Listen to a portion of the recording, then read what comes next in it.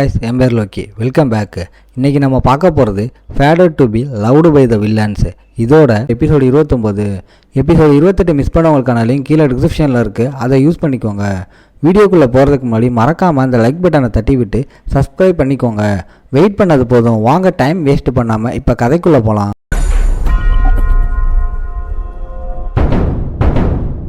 எபிசோட ஸ்டார்டிங்லேயே நம்ம ஹீரோ வானத்தை பார்த்துக்கிட்டு இந்த குட்டி ரீரு ஏன் இப்படி ஒரு ஈவெண்ட்டில் கலந்துக்கிட்டா, அவன் இன்னும் அவ்வளவு ஃபேமஸ் ஆகலையேன்னு யோசிக்கிறான்.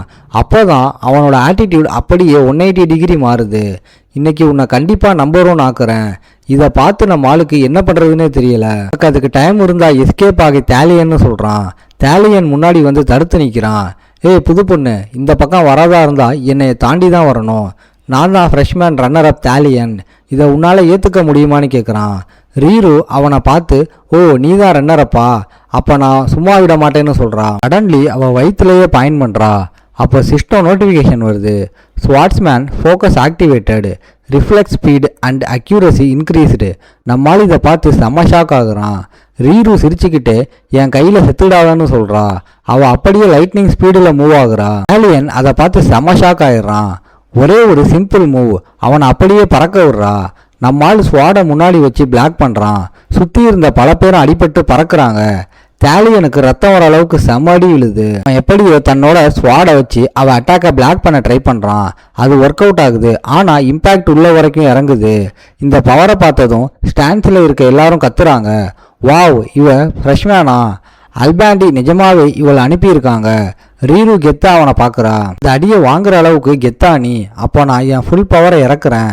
நம்மால் அவளை பார்த்து இப்போ இருக்க ஸ்டாட்ஸ் வச்சு ஜெயிக்க முடியுமான்னு யோசிக்கிறான். அப்போன்னு பார்த்து எல்னோ கத்துறா, நோவே கனவுல கூட அது நடக்காது. ரீரு விடாமல் சரமாரியாக கிக் பண்ணுறான். ஆளில் இருந்து கைக்கு மாற்றி நம்ம ஆளு மேலே பஞ்சஸா இறக்குறா. நம்ம ஆளு தன்னோட ஸ்வாடை டிஃபென்ஸில் வைக்க ட்ரை பண்ணுறான். இது கரெக்டான டைம் இல்லை, அவசரப்படாதன்னு மைண்டில் ஓடுது. சடன்லி வெயிட், நான் சரண்டர் ஆகுறேன்னு கத்துறான். ரீருக்கு இதை கேட்டதும் செம ஷாக்கு. மேலே இருக்கிறவங்க எல்லாம் என்ன ஒரு கோலன்னு முணுமுணுக்கிறாங்க. சுயமரியாதையே இல்லாத ஒரு நோபல், உன் கிளாஸ்மேட் நீ சரண்டர் ஆகுறேன்னு சொல்கிறா. நம்மால் நேர்மையா ஆமாம் சார் நான் விலகிக்கிறேன்னு சொல்கிறான். எலிஜா இதை பார்த்துட்டு இது சூப்பர் சாய்ஸ் டட்டுன்னு நினைக்கிறா. நம்மால் மெதுவாக அரினாவிலேருந்து கீழே இறங்குறான். இதுக்குடா கத்துற, அவங்கள மேலே வந்து சண்டை போட கூப்பிட்ட, ஆனால் கூப்பிட்டப்ப வரலை. அப்போ வின்னர் யாருன்னு முடிவு ஆச்சிட்டு போல. ஃபீல்டில் இன்னும் சிலர் இருக்காங்க, கண்டினியூ பண்ணுங்கன்னு சொல்கிறான். ரீருக்கு செம்மகாண்டு. இப்போதான் மேட்ச் இன்ட்ரெஸ்டிங்காக போகுது. பல்ல கடிச்சிக்கிட்டு முகத்தில் செம்ம கோவத்தோட கத்துறா. டே இம்பீரியல் நாயே, உன்னை பற்றி என்னடா நினச்சிக்கிட்டு இருக்க? சிஸ்டம் நோட்டிஃபிகேஷன் வருது.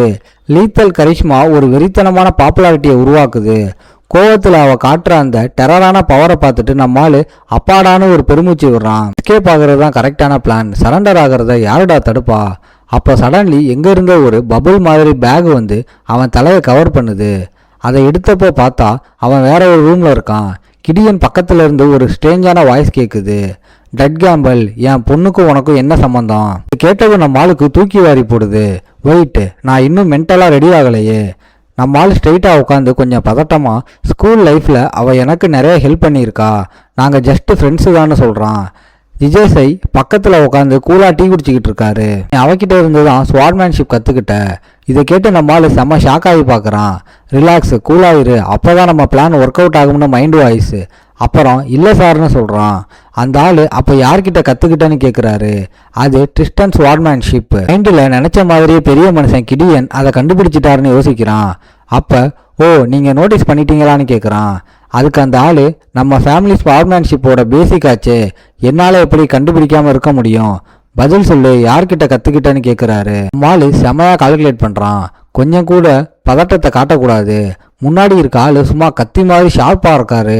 கொஞ்சம் தப்பு பண்ணாலும் மொத்த சீனும் காலி. அப்புறம் உஷாரா, உங்களுக்கு தெரிஞ்ச ஒருத்தர் தான், ஸ்வாட் எம்பரர், ரொம்ப பெரிய ஆள். அவர் ஒரு தடவை எங்கள் வில்லேஜுக்குள்ள இருக்க பரோனியல் ஃபேமிலிக்கு வந்திருந்தாரு. அதே சமயம் மனசுக்குள்ள ப்ளீஸ் இதை நம்பிடுங்கடா சாமின்னு ப்ரே பண்ணுறான்.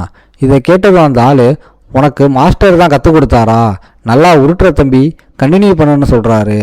ஒரு மரத்தை மறைக்க காட்டை உருவாக்குறது தான் பெஸ்ட்டு பிளான். ஒரு சின்ன பையை மறைக்க ஒரு பெரிய பை சொல்லணும். நம்மால் அவனை பார்த்து சீரியஸாக இதுதான் உண்மைன்னு அடித்து சொல்கிறான். ஒரு சில விஷயங்களையும் மக்களையும் என்னோட பொறுப்பில் விட்டாரு. இதை கேட்ட அந்த ஆள், உன்ன மாதிரி ஒருத்தங்கிட்ட பொறுப்பை கொடுத்தாரான்னு மறுபடியும் கேட்குறாரு. நம்ம ஆள் ஆமாம் எக்ஸாக்ட்லின்னு தலையாட்டுறான். அவர் எனக்கு ஒரு டாஸ்க்கும் கொடுத்தாரு. கிரேட் லார்ட் கிடியன் லாஸ்ட்ரியன் அவர் சார்பா எனக்கு ஸ்வாட்மேன்ஷிப் கற்றுக் கொடுக்க சொன்னார். கிடியன் மெதுவாக திரும்பி நம்மால பார்த்து இது என் மாஸ்டரோட ரெக்வஸ்டான்னு கேட்குறாரு. நம்மால் ஆமாம் கரெக்டுன்னு சொல்கிறான். இதை கன்ஃபார்ம் பண்ணதும் அந்த ஆளோட ஃபேஸ் அப்படியே டார்க் ஆகுது.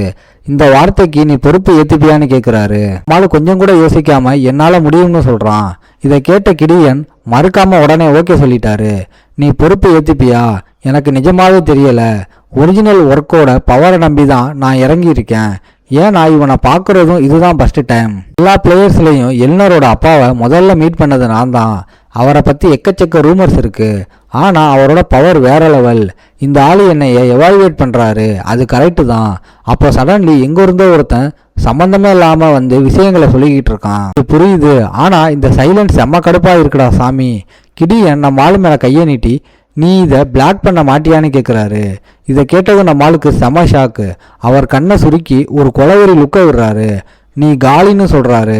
இந்த உடன் டேபிளும் டீ கப்பும் சட்டுன்னு ரெண்டா உடையுது. இதுதான் அந்த இன்விசிபிள் ஸ்வாடு. பிளேடு இல்லாமலே வெட்டுற ஒரு வெறித்தனமான பவர். நைட் ஸ்கில் ட்ரீல இருக்க ஃபைனல் அல்டிமேட் ஸ்கில்லை எவ்வளவு கூலாக யூஸ் பண்ணுறாரு. இதை பார்த்ததும் நம்ம ஆளுக்கு செம்மையாக ஷாக் ஆயிடுது. கிடியன் அந்த டேபிளை பாயிண்ட் பண்ணுறாரு. இன்னொருத்தன் காலி. ரியாக்ட் பண்ணவே டைம் இல்லாத ஒரு எனிமி கிட்ட மாட்டுனா செம டேஞ்சர் தான். நான் என்னதான் கற்றுக்க முடியும்? முன்னாடி நடந்த சீனை நினச்சி பார்த்துட்டு உண்மையாகவே நைட்டோட ஸ்வாட்மேன்ஷிப்பு தான் இந்த எம்பையர்லையே செம்ம ஸ்ட்ராங்கானதுன்னு நம்மளால ஃபீல் பண்ணுறான். டிராகன் ஸ்கேல்ஸையே தொலைச்சிடும்னு சொல்கிறாங்க. ஆனால் இது இன்னும் கம்ப்ளீட் ஆகலை. நம்மளால கீழே பாயிண்ட் பண்ணி ரூமர் சொல்கிற மாதிரி அவ்வளோ பவர்ஃபுல் தான். லார்டு கிடியன் இது ஒரு பர்ஃபெக்டான டெக்னிக்னா சில மோஷன்ஸை கட் பண்ணி இருக்கணுமே, அப்படித்தானே இருக்கணும்னு கேட்குறான். நம்ம ஆளு கேட்டதை வச்சு கிடியனுக்கு செம சர்ப்ரைஸ். எனக்கு என்னடா தெரியும் இதை பற்றி பேசுறதுக்கு? மைண்ட் வாய்ஸில் எனக்கு எல்லாம் தெரியும்னு சும்மா சீன் போடுறேன்னு நினைக்கிறான். ஒரிஜினல் ஸ்டோரியில் கிடியன் செத்ததுக்கு அப்புறம் கிடைச்ச ஜேர்னலில் அவர் எப்படி இவ்வளவு பவர்ஃபுல் ஆனார்னு ஃபுல் டீட்டெயில்ஸ் இருக்கும். அவரோட மாஸ்டர், அவர் ஃபேமிலி எல்லாத்த பற்றியும் அதில் இருக்கும். நம்மளால ஃபேஸை திருப்பி கொஞ்சம் கவலையோடு அந்த ஆளை பார்த்துட்டு லார்டு அச்சீவ் பண்ண நினச்ச அந்த கோல் பற்றி பேசுகிறான். அப்படி ஒரு விஷயம் இருக்குன்னு நான் கேள்விப்பட்டேன். இதை கேட்டதும் கிடியன் முறைக்கிறாரு. ஃபேமிலி சாபத்தை உடைக்க ஒரு விஷயத்தை கண்டிப்பாக கட் பண்ணி ஆகணும். இதோட இந்த எபிசோடு முடியுது. ஓகே காய்ஸ், இன்னைக்கு ஸ்டோரி எப்படி இருந்துச்சுன்னு கமெண்ட்டில் சொல்லுங்கள். இந்த வீடியோ பிடிச்சிருந்தா மறக்காமல் லைக், ஷேர் அண்ட் சப்ஸ்கிரைப் பண்ணிடுங்க. உங்களை நான் அடுத்த எபிசோடில் பார்க்குறேன். Bye guys.